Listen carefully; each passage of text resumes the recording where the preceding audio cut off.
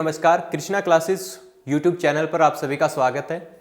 मैं मनदीप कोदारा आज आपके सामने फिजिक्स के कुछ क्वेश्चंस लेकर के आया हूं जो हमारे पिछले examination Haryana staff selection commission या फिर कोई अदर वनडे कॉम्पिटिटिव एग्जाम्स में पूछे गए थे। आज हम फिजिक्स के कुछ एक क्वेश्चंस है जिसमें न्यूमेरिकल भी है हमारे और कॉन्सेप्ट बेस्ड क्वेश्चन भी है, उनके बारे में चर्चा करेंगे। तो चलिए आगे बढ़ते हैं और शुरुआत करते हैं हमारे क्वेश्चंस की सीरीज की। तो पहला ही क्वेश्चन है हमारा जो पीजीटी हिस्ट्री के पेपर में आया हुआ था। क्वेश्चन क्या है? क्वेश्चन में पूछ रहा है कि किस प्रक्रिया से लालटेन या लैंप की बत्ती से तेल ऊपर की तरफ चढ़ता है। हमें पता है, देखिए कोई लालटेन है, ये मान लीजिए कोई लालटेन है या कोई लैंप है, इसके अंदर तेल हमें पता है हम नीचे डालते हैं और बत्ती जो जल रही होती है वो ऊपर जल रही होती है। अब और यहाँ पर एक धागा होता है जिसके द्वारा तेल यहाँ ऊपर की तरफ चढ़ता है। ये कह रहा है देखिए ग्रेविटेशनल फोर्स जो है ना, गुरुत्वाकर्षण बल, ये तो गुरुत्वाकर्षण बल, पृथ्वी का गुरुत्वाकर्षण बल जिसे हम ग्रेविटी बोलते हैं, गुरुत्व बोलते हैं, पृथ्वी का गुरुत्वाकर्षण बल जिसे हम ग्रेविटी या स्मॉल जी से लिखते हैं, ये हमें क्या बताता है? ये हमें बताता है कि कोई भी चीज है वो नीचे की तरफ आनी चाहिए, लेकिन ये तो तेल है ये ऊपर की तरफ चढ़ता है। तो यहां पर कौन सा ऐसा फोर्स काम कर रहा है, कौन सा ऐसा बल काम कर रहा है जिसकी वजह से तेल है ऊपर की तरफ जा रहा है? तो यहां पर काम कर रहा है भाई कोशिकत्व बल। कोशिकत्व बल होता है वैसे कैपिलरी फोर्स। कौन सा फोर्स? Capillary force. अब इसके अलावा भी एक और एग्जांपल होता है इसका कि जो पेड़ पौधे होते हैं, अपने पेड़ पौधे होते हैं, पेड़ पौधों में क्या होता है? खाना बनाने के लिए खाना बनता कहाँ है? तो पत्तियों में बनता है। कहाँ बनता है? पत्तियों में बनता है। और खाना बनाने के लिए क्या चाहिए? जल की आवश्यकता होती है। और जल कहाँ होता है? जल होता है पेड़ पौधों की जड़ों में। अब जड़ों में से जो जल है, जल होता है रूट में, पेड़ पौधे की जो जड़ होती है उसमें होता है। अब रूट से जो पत्तियों तक पानी पहुंचाना है, ये पेड़ है अपना, ये कोई ट्री है, तो इसकी जड़ होती है यहां पर और पत्तियां होती है यहां पर और खाना बनता है पत्तियों में। तो अब यहां पर जो पानी पहुंचेगा ना, वो भी किस बल के द्वारा पहुंचेगा? वो भी कोशिकत्व बल, कैपिलरी फोर्स के द्वारा पहुंचेगा। लेके कौन जाता है ये पानी पेड़ पौधों में? तो एक उत्तक होता है सर, जाइलम उत्तक, ठीक है, जाइलम उत्तक लेकर के जाता है। कौन सा बल काम करता है? तो वहां भी आपका कैपिलरी फोर्स, कोशिकत्व बल काम करता है। ध्यान रखना, ये एग्जांपल लालटेन वाला भी पूछ सकता है और हमसे पर्सन को घुमा करके पेड़ पौधों वाला भी पूछ सकता है। चलिए आगे बढ़ते हैं। क्वेश्चन में कह रहा है जी वो हमसे कि सूर्य का प्रकाश किस प्रक्रिया से पृथ्वी पर पहुंचता है। कि जो सूर्य का प्रकाश है वो पृथ्वी पर पहुंचता है तो कौन सी प्रोसेस है? प्रोसेस का मतलब क्या है? चालन है। चालन क्या होता है सर? चालन होता है कि एक पार्टिकल आपस में जो पार्टिकल जुड़े हुए हैं, इस पार्टिकल ने इस तक पहुंचाया, इसने इस तक पहुंचाया, इसने इस तक पहुंचाया, ये होता है चालन। संवहन होता है जब पार्टिकल का मूवमेंट होता है उसकी वजह से चलता है। विकिरण होता है रेडिएशन, जो विकिरण आ रही है, विकिरण क्या होता है? जब गैस के अंदर जब क्या हो रहा हो, लाइट चल रही हो या कोई हीट चल रही हो, उसको हम बोलते हैं रेडिएशन। तो सूर्य का जो प्रकाश पृथ्वी तक पहुंचता है वो किसके रूप में पहुंचता है? रेडिएशन के रूप में पहुंचता है, विकिरणों के माध्यम से पहुंचता है। अगला क्वेश्चन है हमारा, अगला क्वेश्चन है जी ध्वनि की गति सर्वाधिक होती है। 4 मीडियम हमारे सामने दिए गए हैं और इन चारों मीडियम में पूछ रहा है कि बताओ ध्वनि की जो गति है वो कौन से माध्यम में सर्वाधिक होती है। तो ध्वनि की गति कौन से माध्यम में सर्वाधिक होती है भाई? वायु में होती है, लोहे में होती है, पानी में होती है या फिर निर्वात में होती है। तो ध्वनि जो है, साउंड जो है, साउंड ऐसी तरंगे हैं भाई, साउंड एक प्रकार की यांत्रिक तरंगे हैं। कैसी तरंगे हैं? यांत्रिक तरंगे हैं, मैकेनिकल वेव है, यांत्रिक तरंगे हैं। इसका मतलब इनको चलने के लिए चाहिए कोई ना कोई माध्यम, कोई ना कोई मीडियम। तो निर्वात में तो हो नहीं सकती, ये तो हमारा ऑप्शन गलत हो जाएगा, क्योंकि निर्वात किसे बोलते हैं? जहां पर कुछ भी ना हो, कुछ भी ना हो, कोई भी पार्टिकल ना हो, कुछ भी ना हो, उसे हम बोलते हैं निर्वात। तो निर्वात में तो चल नहीं सकती, बात खत्म। अब बचा लोहा, वायु और पानी। तो अब देखिए जो ध्वनि है वो किस प्रकार की तरंग है? वो यांत्रिक तरंग तो है ही है। यांत्रिक के साथ साथ ध्वनि को दूसरा बोला जाता है अनुदैर्घ्य तरंगे। क्या बोला जाता है? अनुदैर्घ्य तरंगे, लॉन्गिट्यूडिनल वेव। इसका क्या मतलब है सर? अनुदैर्घ्य तरंगे। इनका क्या मतलब है? अनुदैर्घ्य तरंगे। देखिए अनुदैर्घ्य तरंगे वो होती है जब मान लीजिए ये कोई घंटी है हमारी, ठीक है, इसके अंदर से निकल रही है भाई ध्वनि, क्या निकल रही है? ध्वनि। यहां से निकल रही है साउंड, ध्वनि। तो क्या होगा, जैसे ही यहां पर ये घंटी में कंपन होगी, क्या होगी? कंपन होगी। सभी लोग जानते हैं कि ध्वनि किससे पैदा होती है? कंपन से पैदा होती है। तो जैसे ही यहां पर कंपन होगी तो जो हवा के अंदर, जो जहां पर जो वायु है या जो भी चीज है, इसके अंदर जो पार्टिकल है छोटे छोटे, उनके अंदर ये कंपन करेगा, फिर उसके अंदर कंपन करेगा, फिर उसके अंदर, फिर उसके अंदर, फिर उसके अंदर, और इस तरह से हमारी ध्वनि जो है ये आगे चलती रहेगी। अब ये कह रहा है सर्वाधिक किसमें होती है? अब पानी, वायु के अंदर भी क्या होते हैं? एक पार्टिकल ये रहा, एक ये रहा, एक ये रहा, एक ये रहा, एक ये रहा, एक ये रहा, एक ये रहा। इस तरह से ये हमारी है हवा, वायु। अब पानी के अंदर क्या होता है? पानी के अंदर पार्टिकल थोड़े थोड़े पास होते हैं, ये रहा, ये रहा, ये रहा, ये रहा, ये रहा। अब हवा के अंदर थे दूर दूर, ऐसे देखो, ये हुआ पानी। तीसरा है हमारा लोहा, यानी कि सॉलिड है लोहा। तो लोहे में क्या होगा? लोहे के अंदर पार्टिकल जो है बिल्कुल एक दूसरे के साथ जुड़े हुए हैं, ठीक है, बिल्कुल एक दूसरे के साथ क्लोजली अटैच है। अब बताओ इन तीनों माध्यम में सबसे तेज कहां चलेगी? एक तो देखो इस पार्टिकल को कंपन करनी है, इस पार्टिकल को कंपन करनी है, पहले यहां जाएगा, फिर वापस आएगा, ये फिर आगे जाएगा, फिर वापस आएगा। एक इसको करनी है, यहां गया वापस आया, यहां गया वापस आया। एक इनको करनी है, तो बिल्कुल पास पास है, तो इनके अंदर कंपन जल्दी होगा। तो लोहे के अंदर चाल जो है ध्वनि की ये सबसे अधिक होगी। सबसे कम किस में होगी? वायु में होगी। और निर्वात के अंदर कितनी होगी? सर निर्वात के अंदर तो कोई पार्टिकल ही नहीं है, कोई पार्टिकल ही नहीं है तो कंपन नहीं होगी, और कंपन नहीं होगी तो निर्वात के अंदर किसी प्रकार की कोई साउंड, किसी प्रकार की कोई ध्वनि नहीं चलती। ठीक है जी, चलिए आगे बढ़ते हैं। अगला क्वेश्चन है हमारा। क्वेश्चन कह रहा है जी भारतीय परमाणु ऊर्जा आयोग के प्रथम अध्यक्ष कौन थे? तो इस क्वेश्चन को सभी लोग जानते हैं, डॉक्टर होमी जहांगीर भाभा इसके पहले अध्यक्ष थे। भारत की जो परमाणु ऊर्जा आयोग है उसके कौन थे? डॉक्टर होमी जहांगीर भाभा। हरियाणा पुलिस के पेपर में प्रश्न आया हुआ है, काफी इजी है। पनडुब्बी के अंदर से समुद्र की सतह या भूमि के दृश्य को देखने के लिए किस यंत्र का प्रयोग किया जाता है? ये प्रश्न भी हमारा हरियाणा पुलिस में आया था। ये कह रहा है देखिए पनडुब्बी के अंदर, हमें पता है जी ये हमारा है जल, देखिए जल है, और जल के नीचे यहां पर होती है जी पनडुब्बी हमारी, ठीक है, यहां पर होती है हमारी पनडुब्बी।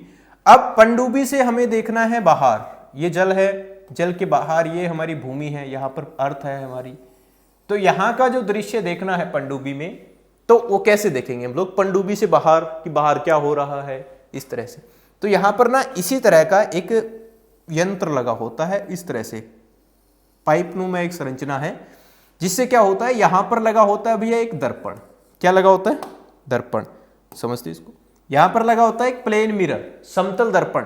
तो जब भी लाइट आई, यहां से कोई वस्तु पड़ी है यहां पर, इसको देखना है, तो ये लाइट आएगी। जैसे ही लाइट आई यहां पर टकराई, टकरा करके चली गई बच्चे इधर, ठीक है, ठीक है। तो जैसे ही यहां पर पहुंची, यहां भी लगे होते हैं दर्पण, तो जिससे उसको, यहां पर कोई व्यक्ति है ये देख रहा है, तो उसको बाहर की चीज दिखाई दे जाएगी। और इस यंत्र को हम लोग बोलते हैं सर पेरिस्कोप। क्या बोलते हैं? पेरिस्कोप। यहां से ये भी पूछ सकता है कि बताओ पेरिस्कोप में कौन से दर्पण का इस्तेमाल किया जा सकता है, या कौन से दर्पण का इस्तेमाल किया जाता है? तो यहां पर आपने कहा, क्या लिखा? समतल दर्पण। किसका? समतल दर्पण, प्लेन मिरर का यूज किया जाता है, ठीक है। किसके अंदर? पेरिस्कोप के अंदर। पेरिस्कोप क्या काम आता है? तो पनडुब्बी से बाहर का दृश्य देखने के काम आता है। कौन? पेरिस्कोप। और पेरिस्कोप में इस्तेमाल क्या किया जाता है? तो पेरिस्कोप में इस्तेमाल किया जाता है भाई समतल दर्पण, प्लेन मिरर। अगला क्वेश्चन, अगला क्वेश्चन है जी पृथ्वी के किस भाग पर जी का मान अधिकतम होता है? जी का मतलब क्या होता है? जी का मतलब होता है ग्रेविटी। क्या होता है? गुरुत्व, ग्रेविटी। और गुरुत्व क्या होता है? गुरुत्व होता है सर पृथ्वी का गुरुत्वाकर्षण बल। और हमें पता है गुरुत्व ग्रेविटेशनल फोर्स का फार्मूला क्या होता है? इसका फार्मूला होता है जी एफ जी, गुरुत्वाकर्षण बल। इसका फार्मूला होता है G constant m1 m2 upon D square. ये क्या है? गुरुत्वाकर्षण बल क्या होता है? कोई भी दो वस्तुएं जिसके अंदर मास है, एक m1 है एक m2 है, ये दोनों वस्तुएं एक दूसरे को अपनी तरफ खींचेगी, ये दोनों वस्तुएं एक दूसरे को अपनी तरफ खींचेगी, और जिस बल के साथ खींचेगी उस बल को हम बोलते हैं गुरुत्वाकर्षण बल, ग्रेविटेशनल फोर्स, ठीक है, ग्रेविटेशनल फोर्स। अब ये दोनों वस्तुएं एक दूसरे को अपनी तरफ खींचेगी, उसे हम बोलेंगे गुरुत्वाकर्षण बल। और ये डिपेंड करता है इनके एक तो मास के ऊपर, जितना इनका भार होगा गुरुत्वाकर्षण बल उतना ज्यादा होगा। दूसरा इसके अपोजिट होता है डी स्क्वायर के, इसके क्या होता है, ये इनवर्सली प्रोपोर्शनल होता है, एफ जी इनवर्सली प्रोपोर्शनल होता है डी स्क्वायर के। इसका मतलब क्या है, अगर ये डी बढ़ेगा तो ये फोर्स क्या होगा, घटेगा। अब डी क्या है, डी है इन दोनों के बीच में डिस्टेंस।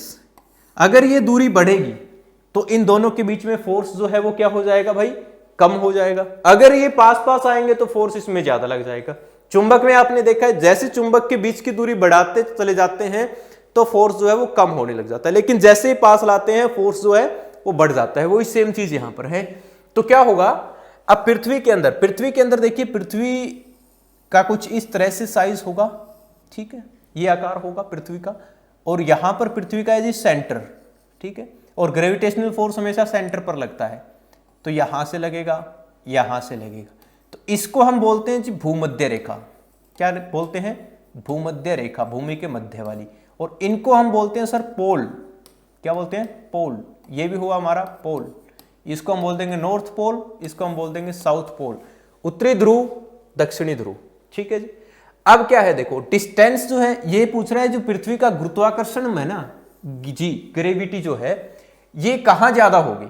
अब यहां देखो, एक इस पॉइंट से और इस पॉइंट के बीच की ये हुई D1, और एक हुई इस पॉइंट और इस पॉइंट के बीच की ये D2, तो कौन सी ज्यादा है, D1 वाली ज्यादा है ना। तो जहां डिस्टेंस ज्यादा वहां ग्रेविटी कम, तो ये डिस्टेंस कम है तो ग्रेविटी ज्यादा, तो कहां पर होगी, ध्रुवों पर होगी, पोल्स पर होगी। ठीक है भाई, आई थिंक समझ आया होगा। आगे बढ़ते हैं, अगला क्वेश्चन। अगला क्वेश्चन कह रहा है जी, किस कारण से वर्षा की बूंदें गोलीय आकार में हो जाती है। तो वर्षा की बूंदें जो होती है ये अपना साइज गोल कर लेती है, इसका कारण क्या है, इसका कारण है सर सरफेस टेंशन, पृष्ठीय तनाव। सरफेस टेंशन क्या होगा, सरफेस टेंशन, पृष्ठीय तनाव। अब सर सरफेस टेंशन क्या क्यों होगा। अब देखिए, जब भी किसी हम पदार्थ को हम नेचुरली छोड़ देते हैं तो वो सोचता है कि हम कम से कम एरिया घेरें, कम से कम एरिया, तो सारा का सारा फोर्स जो है ये इसके सेंटर की तरफ लगेगा, सारी की सारी टेंशन जो है, तनाव जो है इसके सेंटर की तरफ लगेगा, और इसी कारण जो पानी की बूंदें हैं वो गोल हो जाती है। ठीक है जी, आगे बढ़ते हैं। अगला क्वेश्चन है, आकाश में नीला रंग प्रकट होने के कारण संबंधित प्रकाश की परिघटना कौन सी है। ये कह रहे हैं जी, आकाश हमें नीला दिखाई देता है, आकाश नीला दिखाई देता है, इसका कारण क्या है। तो इसका क्या कारण है भाई, इसका कारण है स्कैटरिंग ऑफ लाइट, प्रकाश का प्रकीर्णन। क्या होता है देखिए, हमें पता है जी, सूरज से जो रोशनी आती है, सन से जो प्रकाश आता है वो कैसा होता है, वो होती है हमारी वाहिट रोशनी, सफेद रंग का प्रकाश होता है। और ये जो सफेद रंग का प्रकाश है इसके अंदर मिक्स होते हैं 7 रंग। कितने रंग मिक्स होते हैं, 7 रंग। वो 7 रंग कौन कौन से हैं, वो होते हैं भाई, आप सभी लोग जब सुना होगा ये चीज, विबग्योर, ठीक है, ये विबग्योर, ये ओ है भाई, ये होते हैं वो 7 के 7 रंग। अब क्या होता है, ये जो रंग है ना भाई, ये यहां पर जो लिखे हैं, ये लिखे हैं वेवलेंथ के बढ़ते क्रम में, तरंग दैर्घ्य के बढ़ते क्रम में। तरंग दैर्घ्य के बढ़ते क्रम का मतलब क्या है कि लाल वाला जो रंग है ना, लाल रंग, इसकी तरंग दैर्घ्य होती है भाई सबसे अधिक। क्या होती है, सबसे अधिक। अब सर तरंग दैर्घ्य क्या होती है, तरंग दैर्घ्य होती है भाई, देखिए ये कोई वेव है, ये कोई तरंग है, ये इसने अपना एक चक्कर कितनी दूरी में तय किया ना, इसको हम बोल देंगे तरंग दैर्घ्य। ठीक है, अब जो लाल वाला रंग है ना, इसकी है तरंग दैर्घ्य सबसे अधिक, तो इसकी तरंग दैर्घ्य कम होगी, नीले वाले की कम होगी, इंडिगो, वॉयलेट, इनकी तरंग दैर्घ्य कम होगी, क्योंकि लाल की ज्यादा है, तो हमने लिखा इसको बढ़ते क्रम में। तो अब क्या होगा देखिए, ये है, मान लीजिए ये हमारी तरंग दैर्घ्य है लाल वाले रंग की, ठीक है, ये वाली लैम्डा, और ये हमारी है नीले वाले रंग की, ठीक है, ये नीले वाले रंग की तरंग दैर्घ्य। अब क्या होता है, सूरज से प्रकाश आ रहा है, प्रकाश आता है हमारा सन से, सूर्य से आता है, और सूर्य से जब पृथ्वी पर प्रकाश आ रहा है, ये हमारी है पृथ्वी, तो पृथ्वी के चारों ओर है हमारा वायुमंडल। क्या है, वायुमंडल। अब क्या होता है वायुमंडल के अंदर, वायुमंडल के अंदर हमारे छोटे छोटे जलवाष्प है, डस्ट पार्टिकल भी है, ठीक है। तो जैसे ही सन से ये वाहिट रोशनी आई, सफेद रंग का प्रकाश आया, तो ये जैसे ही वायुमंडल में प्रवेश करेगा, मान लो इसको मिल गया कोई इतना बड़ा डस्ट पार्टिकल, ठीक है, इसको मिल गया ये वाला डस्ट पार्टिकल। अब जैसे ये वाला डस्ट पार्टिकल के अंदर से ब्लू लाइट जाएगी, नीला रंग जाएगा, तो क्या होगा, नीला रंग यहां पर टकराएगा और इधर बिखर जाएगा, या इधर चला जाएगा, या इधर चला जाएगा। लेकिन जैसे ही लाल वाला जाएगा तो ये बड़े आराम से निकल जाएगा, ये इसको डिस्टर्ब भी नहीं करेगा लाल वाले, ठीक है। लाल वाले को कोई डिस्टर्बेंस नहीं होगी, क्योंकि लाल वाले की तरंग दैर्घ्य ज्यादा है और इनकी तरंग दैर्घ्य जो है वो कम है। तो क्या होगा, ये वाले जो कलर है ना, ये वाले वॉयलेट, इंडिगो और ब्लू, ये वाले जो कलर है आसमानी वगैरह, ये ज्यादा बिखर जाएंगे, ठीक है। और ज्यादा बिखर जाएंगे तो ज्यादा दिखाई देंगे। तो आकाश और ये इसके रंगों का बिखरना ही हमारा क्या कहलाता है, प्रकीर्णन, स्कैटरिंग ऑफ लाइट कहलाता है। क्या कहलाता है, स्कैटरिंग ऑफ लाइट। तो क्या कारण होता है आकाश का नीला दिखाना, स्कैटरिंग ऑफ लाइट, प्रकाश का प्रकीर्णन। ध्यान रखना, यहां पर एक ऑप्शन और भी मिला आ सकता है, रेले प्रकीर्णन की वजह से। किसकी वजह से, रेले प्रकीर्णन, क्योंकि ये बात हमें एक रेले नाम के वैज्ञानिक ने बताई थी। तो एक दो बार ऑप्शन में ऐसे भी आया है कि कौन से प्रकीर्णन की वजह से, प्रकीर्णन दो दे देता है, एक रेले प्रकीर्णन देगा, एक मी प्रकीर्णन दे देगा।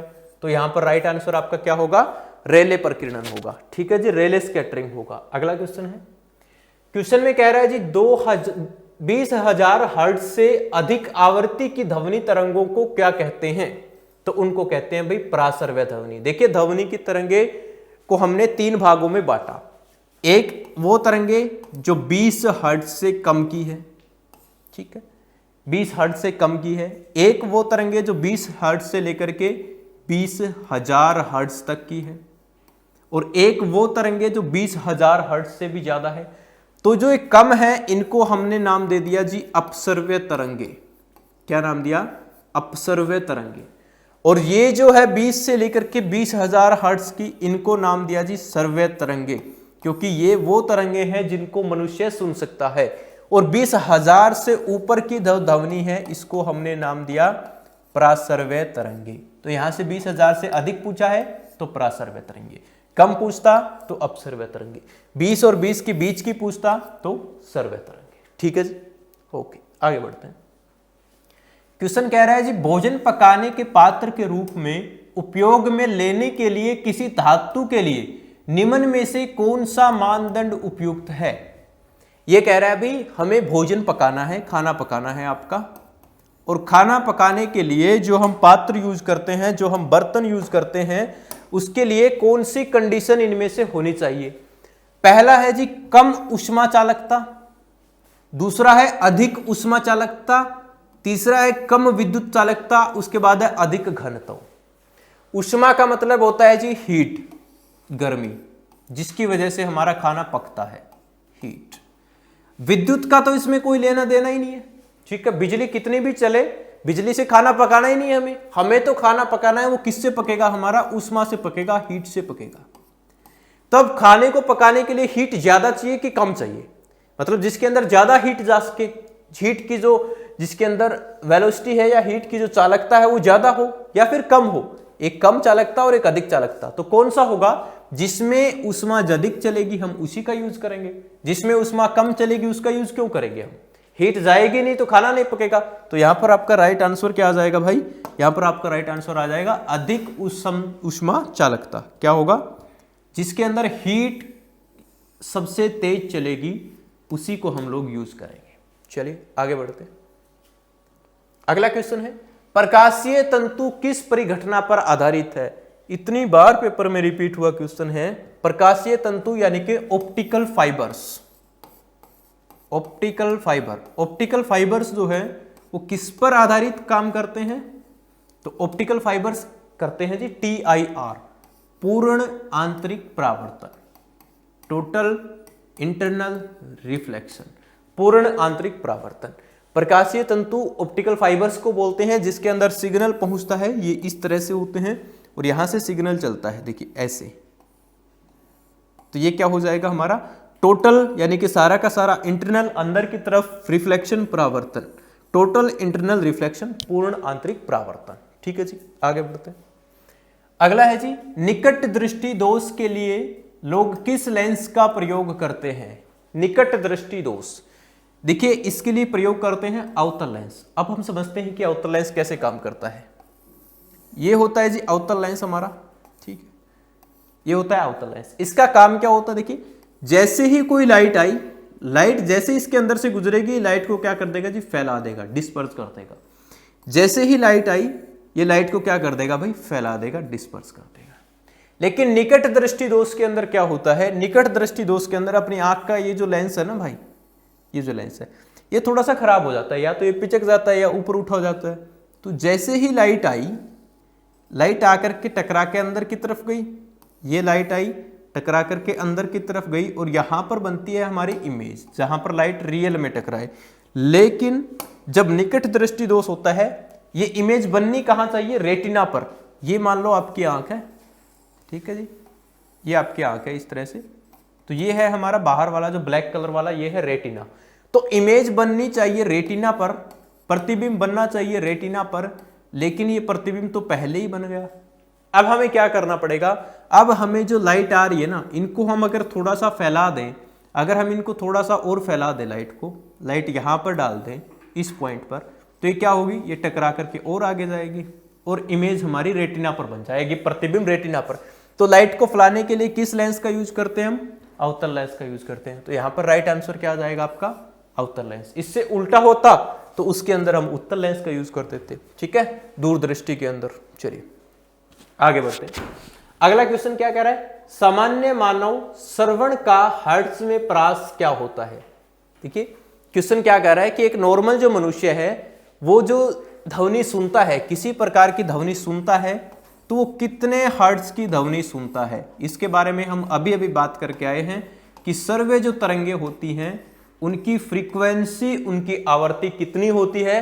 तो उनकी आवृत्ति होती है सर 20 हर्ट्ज से लेकर के 20,000 हर्ट्ज के बीच में। तो बी ऑप्शन यहां पर आपका राइट हो जाएगा। कितनी होती है? 20 हर्ट्ज से लेकर के 20,000 हर्ट्ज तक की ध्वनि जो है ये मनुष्य सुन सकता है, नहीं तो इससे कम ना इससे ज्यादा। हाँ, छोटे बच्चे सुन सकते हैं 25,000 तक की, ठीक है, ये एक बार पेपर में आया है, इससे पहले कभी नहीं आया।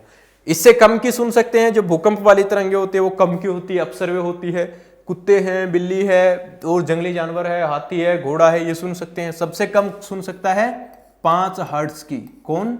गेंडा, ठीक है। इससे ज्यादा है वो होती है अल्ट्रासोनिक वेव्स, ठीक है, वो होती हैं जी प्रासरवय तरंगे, उनको यूज करते हैं चमगादड़, ठीक है, चमगादड़। उसके बाद हमारे जो अल्ट्रासाउंड वगैरह के अंदर इसका इस्तेमाल किया जाता है। आगे बढ़ते हैं। अगला क्वेश्चन है जी ट्रांसफॉर्मर का उपयोग क्या है? यानी जो ट्रांसफॉर्मर लगा होता है उसका काम क्या होता है? पहला कह रहा है जी डीसी वोल्टता को बढ़ाना, एसी वोल्टता को बढ़ाना या कम करना, डीसी वोल्टता को कम करना, डीसी और एसी में रूपांतरण करना। पहली बात तो हमें पता होना चाहिए कि सर हमारे घरों के अंदर जो करंट आता है वो कौन सा होता है? वो हमारे घरों के अंदर डीसी आता है या फिर एसी आता है? तो एसी और डीसी में डिफरेंस क्या होता है? देखिए एसी डीसी, अगर आपसे नॉर्मली पूछे कि बताओ निम्नलिखित में से किसमें एसी है किसमें डीसी है, तो ध्यान रखना डीसी वो करंट होता है जिसको हम स्टोर कर सकते हैं, एक जगह पे इकट्ठा करके रख सकते हैं। अल्टरनेट करंट एसी को हम इकट्ठा नहीं कर सकते, इसको इकट्ठा नहीं कर सकते, इसको स्टोर नहीं कर सकते। दूसरा हमें याद रखना है, घरों के अंदर जो करंट आता है ना वो हमारा एसी करंट आता है। कौन सा आता है? एसी आता है। तो ट्रांसफॉर्मर का काम कहीं स्टोरेज का तो है नहीं, और घरों के अंदर डीसी करंट आता ही नहीं, तो डीसी वाला ऑप्शन कट हो जाएगा, डीसी वाला ऑप्शन कट हो जाएगा और डीसी वाला ऑप्शन कट हो जाएगा। तो एक ही ऑप्शन बचा हमारे सामने, क्या? कि एसी की वोल्टता बढ़ाने या फिर उसको कम करने का काम करता है। जो ट्रांसफॉर्मर होता है उसका काम होता है जो एसी करंट आ रहा है ना उसको कंट्रोल करना, कि कहां पर कितना चाहिए, कितना, अगर ज्यादा आ रहा है तो कम कर देगा, कम आ रहा है तो ज्यादा कर देगा। ये काम होता है ट्रांसफॉर्मर का, ठीक है भाई। आगे बढ़ते हैं। अगला क्वेश्चन है जी मरीचिका एक उदाहरण है। मिराज जो दिखाई देता है वो किसका उदाहरण है? मरीचिका का मतलब होता है जब भी गर्मी के दिनों में आप रेगिस्तान में जाते हैं तो आपको कुछ दूरी पर पानी दिखाई देता है रोड पर, और जैसे जैसे आप आगे चलते जाते हैं आपको वो पानी है और आगे चलता जाएगा। तो वो कौन सा फिनोमिना है? वो है भाई प्रकाश का पूर्ण आंतरिक परावर्तन, टोटल इंटरनल रिफ्लेक्शन। तो बी ऑप्शन यहां पर आपका सही हो जाएगा। किसका उदाहरण है वो? प्रकाश के पूर्ण आंतरिक, TIR। कई बार ऑप्शन में TIR भी लिखा मिलेगा सीधा आपको, तो वो आपका राइट आंसर हो जाएगा। ठीक है जी, आगे बढ़ते हैं। अगला क्वेश्चन कह रहा है जी लेंस किससे बने होते हैं? जो लेंस हमारे होते हैं, हम नॉर्मली जो यूज करते हैं लेंसों का, आंख के अंदर भी यूज किया जाता है जी, चश्मे के अंदर। तो जितने भी लेंस हैं वो अपने फ्लिंट कांच के बने होते हैं। कौन से कांच के बने होते हैं? फ्लिंट कांच के बने होते हैं। अगला क्वेश्चन है, निम्न में से किसका उपयोग दर्पण में रजतीकरण के लिए किया जाता है? रजतीकरण मतलब सिल्वरिंग में किसका इस्तेमाल किया जाता है? तो हमने पढ़ा था जी, जो भी हमारे मिरर हैं, जो भी हमारे दर्पण हैं, सभी के क्या किया जाता है? एक दूसरी साइड पेंट किया जाता है। ये सारे के सारे अपारदर्शी माध्यम होते हैं, जितने भी मिरर हैं, चाहे वो समतल हो, चाहे उत्तल हो, चाहे अवतल हो। ठीक है, चाहे प्लेन हो, चाहे कनकेव हो, चाहे कन्वेक्स हो। तो इनके क्या किया जाता है जी? एक साइड पे पेंट किया जाता है ताकि ये लाइट जो है ये आर पार ना जा सके। तो मिरर जितने भी होते हैं ये सारे के सारे ओपेक मीडियम होते हैं, अपारदर्शी होते हैं।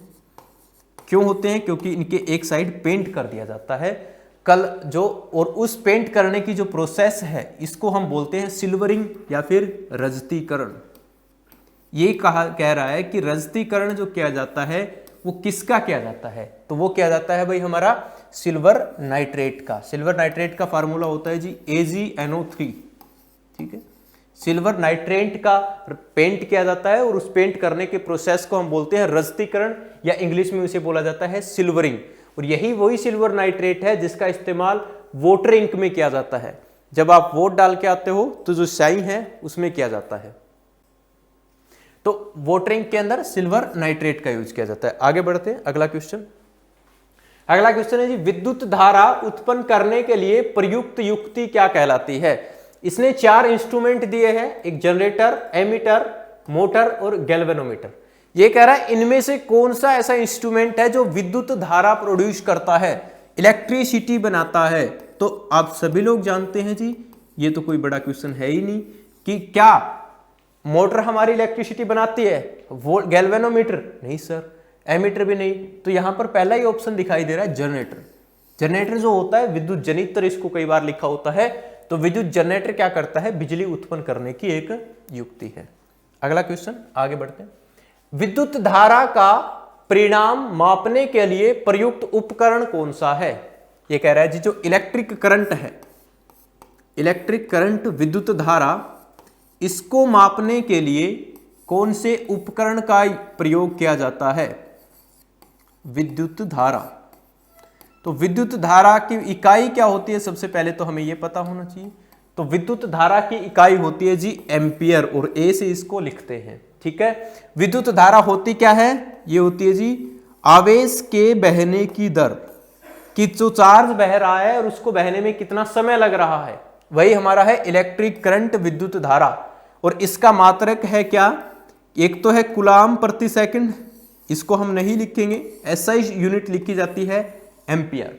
और ये कह रहा है उस एम्पियर को मापने के लिए कौन से इंस्ट्रूमेंट का यूज किया जाता है?